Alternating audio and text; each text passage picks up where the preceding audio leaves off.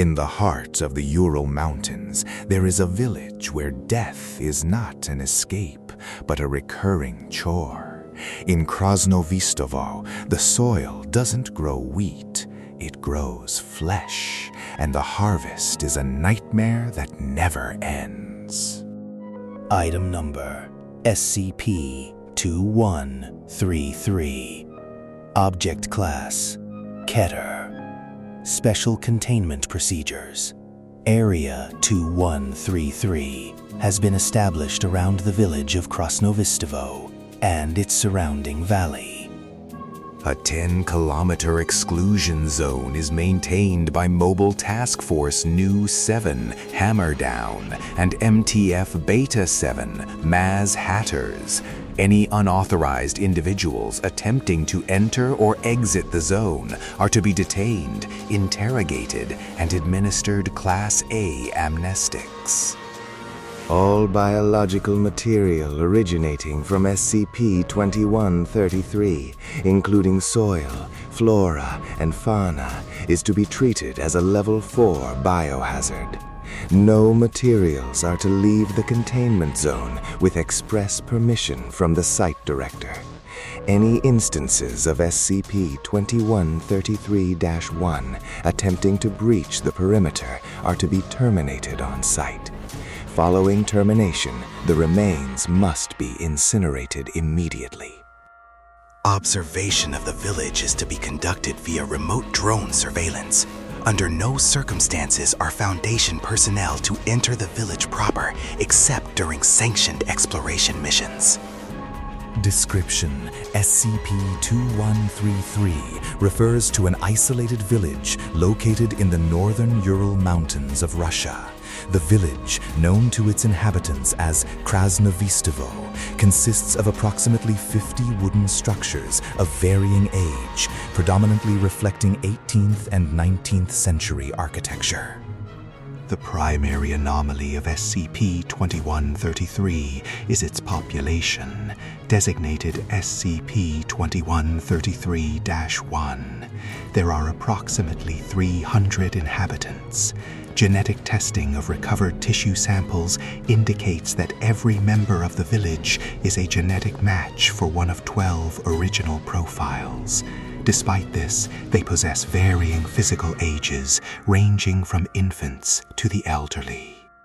The inhabitants of SCP-2133 appear to be afflicted with a condition that prevents permanent death.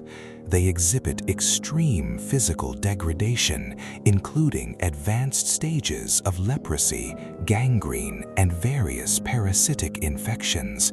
Despite wounds or illnesses that would be fatal to a normal human, SCP-2133-1 instances remain conscious and mobile. When a body becomes too physically damaged to function, the individual is taken to a central pit in the middle of the village, referred to as the Well of Rebirth. There, they are consumed by a mass of undifferentiated organic matter. Within 24 hours, a new infant or adolescent version of the individual will emerge from the pit. The environment surrounding SCP-2133 is equally anomalous. The soil contains high concentrations of human DNA and is perpetually saturated with a mixture of blood, bile, and amniotic fluid. Vegetation in the area is largely composed of fleshy, organ-like structures that resemble local flora but perform biological functions. For example, the trees in the area possess bark made of keratinized skin and produces sap chemically identical to human blood. The inhabitants practice a form of religious worship centered on a deity they call the Mother of the Harvest and a figure known as the Priest. This belief system is heavily influenced by proto-Sarkic traditions, focusing on the sanctity of flesh, the consumption of the divine, and the rejection of the false world beyond the valley. Addendum 2133.A. Initial Exploration Log.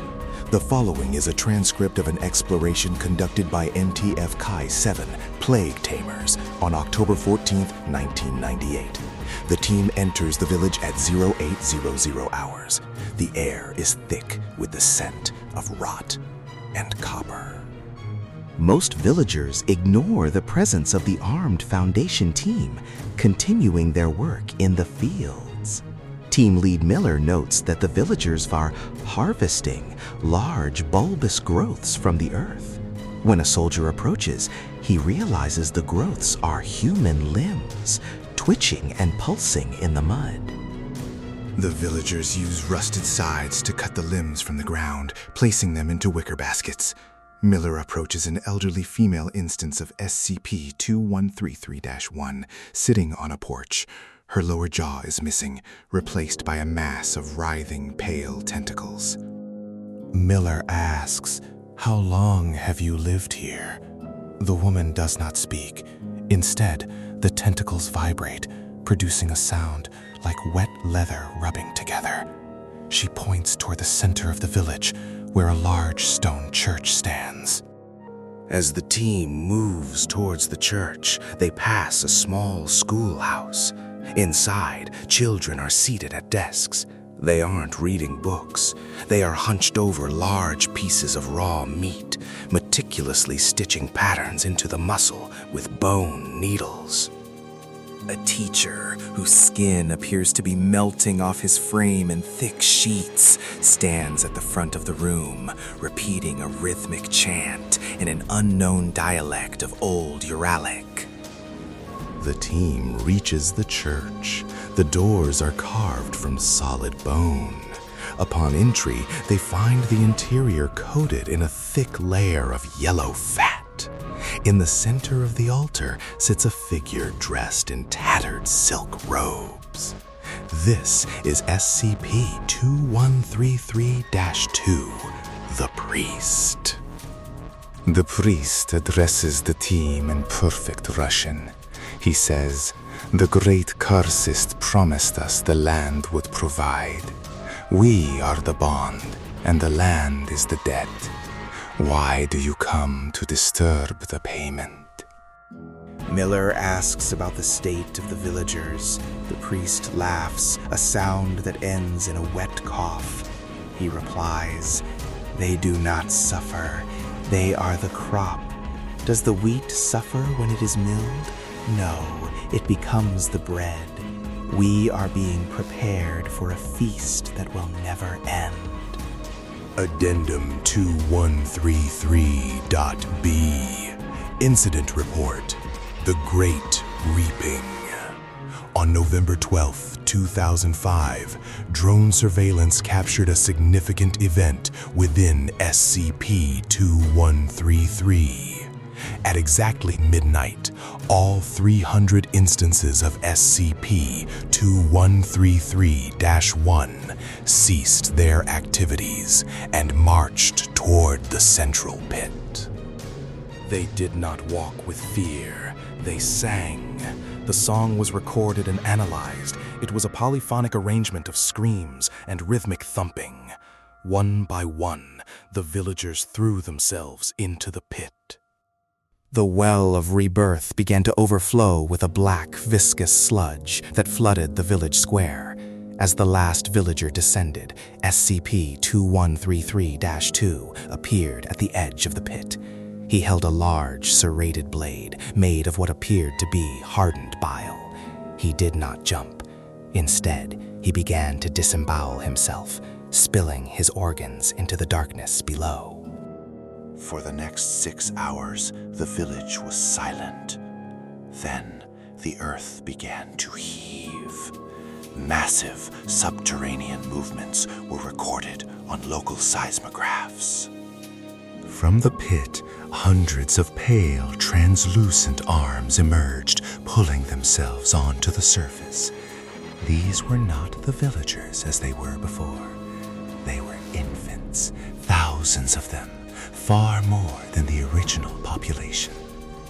They crawled over the village, their bodies fusing together into mounds of screaming flesh. Within minutes, these mounds reshaped themselves. They took the forms of the houses, the trees, and the tools. The infants hardened, their skin becoming the wood of the buildings, their bones becoming the foundations. By sunrise, the village had been completely rebuilt, using the bodies of the previous generation. New instances of SCP-21331, looking exactly like the ones from the previous cycle, emerged from the newly formed houses and immediately began tilling the blood-soaked fields. Addendum 2133-C, recovered journal fragments. June 12th, I found a village. My feet are frozen, and I thought I would die in the pass. They are strange people. They look sick, but they offered me soup. It was thick and sweet. I asked what was in it, and the woman just smiled. June 15th. I tried to leave today. I walked for hours, but I always ended up back at the well. I saw a man fall into the thresher. His arm was taken off at the shoulder. He didn't even cry out. He just picked up the arm and started eating it. June 22nd. I understand now. I looked into the well. There is a mother down there. She is so big. She is the earth, and she is the sky, and she is the belly that never fills. I am going to jump now. I want to be part of the harvest. I want to be the bread. Addendum 2133.D, log of Site Director Miller. It's been 20 years since I first walked into Krasnovistovo. I still smell it. It's a scent that sticks to the back of your throat, a mixture of iron, wet earth, and something sweet that makes you want to vomit and salivate at the same time. We call it an anomaly. We contain it with fences and soldiers, but every time we look at the satellite footage, we see the village getting slightly larger. The fields are expanding. The trees are spreading their roots further into the mountains. We tried to napalm the village once. In 1999, we authorized a localized thermal strike. We watched the village burn to ash. We thought we'd won. The next morning, the ash started to move. It clumped together. It turned back into gray, charred flesh. By noon, the village was standing again, exactly as it had been. Only this time, the villagers were looking directly at our surveillance cameras. They weren't angry. They were waiting. The priest's words haunt me. We are the debt. What happens when the land decides the debt has been paid? Or worse, what happens when it decides it's time to collect from the rest of the world? We aren't containing a village. We are watching a parasite grow inside the crust of the earth, and we have no way to cut it out. Final note. SCP-2133 remains under active observation. Level 5 biohazard protocols are to remain in permanent effect. If the mother is the land, then we are all just crops, waiting for the blade. Subscribe for more Foundation files.